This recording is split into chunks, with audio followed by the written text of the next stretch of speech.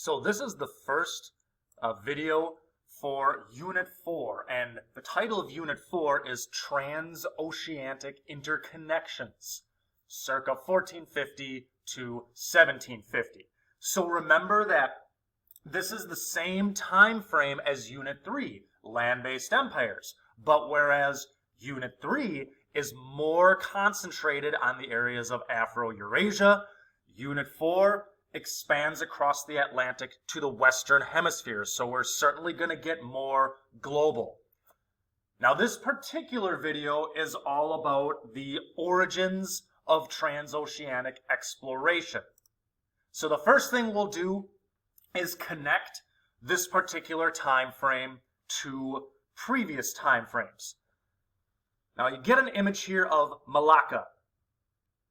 Malacca is in between Sumatra and Malaya, and during the 15th century it became a major Muslim port city. Now it facilitates the spice trade between the so-called Spice Islands, which on this particular map you get a better image of it. It facilitates trade between the Spice Islands and the rest of the world. And spice is something that over here in Europe, they really wanted a lot.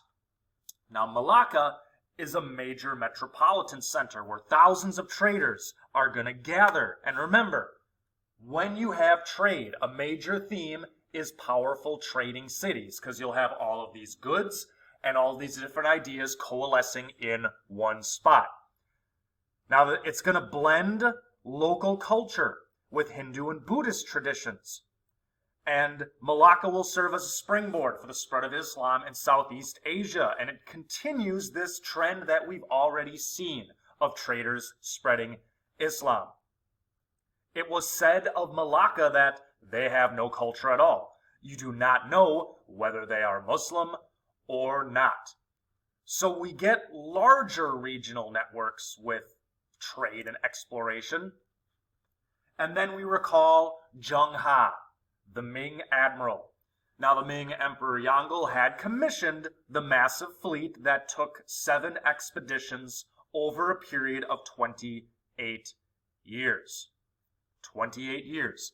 It was led by the eunuch Zheng Ha, and his first voyage had 300 ships, 27,000 men in the crew, 180 physicians, hundreds of government officials, and, any occupation you need to run a society. Remember that the goal was tribute. Draw more people into the tribute system. They weren't seeking to conquer at all or spread culture. But the voyages ended when the Yongle Emperor died.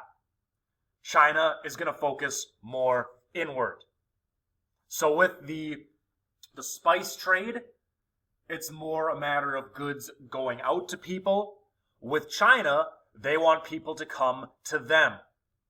And a big theme during this unit is the fact that, as you see, Europe will, quote-unquote, wake up. They're going to rise from the slumber of the so-called Middle Ages. Now, European states at this time are beginning to consolidate into larger kingdoms, and monarchs are becoming more adept at collecting taxes from their subjects. This is going to provide the funding for more of these maritime voyages. And these early voyages have nothing on Zheng Ha. Columbus's initial voyage has 3 ships and 90 men. And Vasco da Gama had 4 ships and 170 men. Remember that Zheng Ha's first voyage had 300 ships and 27,000, so it's nothing. All the ships of Columbus and da Gama combined could have been stored on a single deck of a single vessel in the fleet of Zheng Ha. So the resources are increasing, but it's not quite on par with, say, China. Now, Europeans were driven by a desire to access the goods of the Far East by bypassing Muslim merchants who had charged enormous prices for their goods. Italian merchants, mainly from Genoa and Venice, set up shop far from home in walled-off enclosures that were called factories, where they could conduct trade. So the Venetians, the Genoese, are more middlemen. Europe didn't really make anything that was seen as desirable in the Far East. So they had to pay either straight gold or straight silver for the goods they wanted. This led to the desire for metals to try and alter this trade deficit. They also wanted Christian allies so they could continue their crusade against Muslim enemies. And after the fall of Constantinople, this accelerates the trend to, not look east. They want to go west to maybe reach the Far East without dealing with Muslim merchants. Now, information about faraway lands will begin to trickle into Western Europe, and it's made easier thanks to movable type. Even though it's a Chinese invention, it's easier for alphabetic languages to use it. Remember, in China, they have characters that represent, words and sounds. With an alphabet, it's much easier to use movable type. So books about topics like the journeys of Marco Polo will become much more commonly published.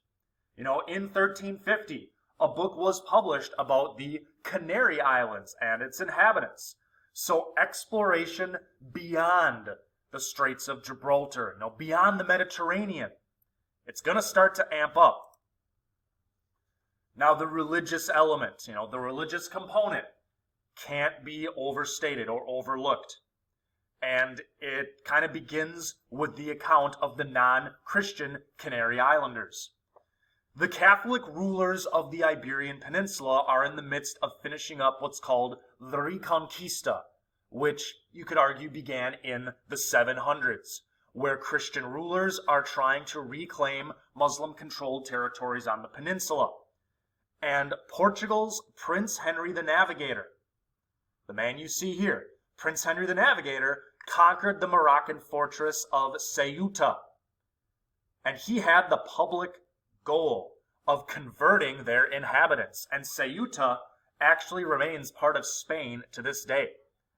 Portugal continued enslaving Canary Islanders and occupied the island of Madeira, all under the guise of converting the inhabitants to Christianity. They received the blessing of the Pope in this regard. So Europe is going to begin to gather their resources.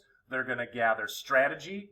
They'll be aided by technology, and there'll be a religious component to their desire to explore beyond their borders.